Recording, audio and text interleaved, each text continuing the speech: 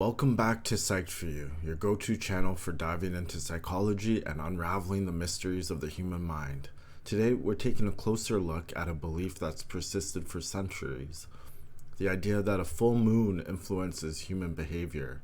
Have you ever heard someone say, "It must be a full moon," when things seem to get a little weird? Well, let's explore what that idea comes from and what science has to say about it.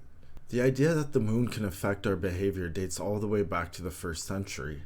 Greek philosopher Aristotle and Roman historian Pliny the Elder suggested that a full moon could induce madness.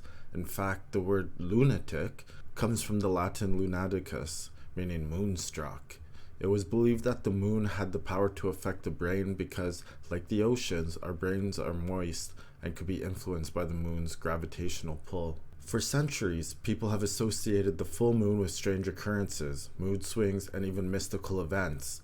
But despite this long-standing belief, scientific research shows that the connection between the full moon and human behavior is likely a coincidence, not a cause. So why do we still hold on to this idea? The belief that the moon influences our behavior can be traced to spiritual practices and ancient rituals.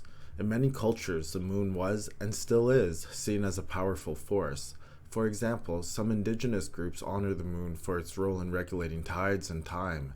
Even in astrology, the moon is thought to have a deep impact on our emotions and behaviors. In modern times, some thinkers, like psychiatrist Arnold Lieber, have tried to revive the idea of the moon's influence.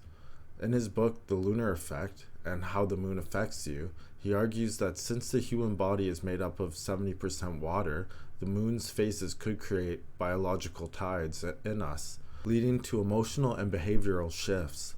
Lieber even claimed that crime, suicide, and accidents spike during full moons. But here's the twist. Scientists have debunked these theories. Studies have shown that the moon's gravitational pull on a human is minuscule, 5,012 times weaker than Earth's gravity. One study specifically dismantled Lieber's claim, and a meta-analysis of 37 studies in 1985 found no connection between the lunar cycle and incidents like suicide, crime, or psychiatric emergencies. So, if the science doesn't back it up, why do so many of us still believe the full moon affects us? It turns out that this could be a case of illusory correlation or confirmation bias. We're more likely to remember strange things that happen on a full moon because we're expecting them to. As psychotherapist Amy Morin suggests, it could even become a self-fulfilling prophecy. If we expect things to get weird, we might start acting out of the ordinary ourselves. The moon still holds significant spiritual meaning for many people today.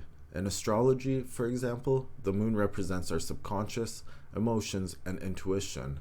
In indigenous cultures, full moons often mark important rituals, and many people follow the moon's phases as a way to sync with nature and practice self-care.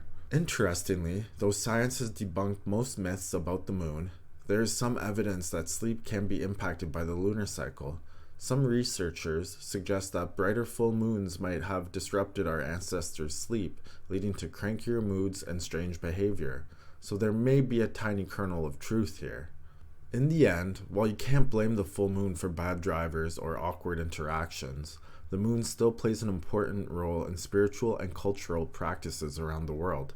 And hey, if you feel a little moonstruck during Halloween season, there's nothing wrong with embracing the spooky vibes.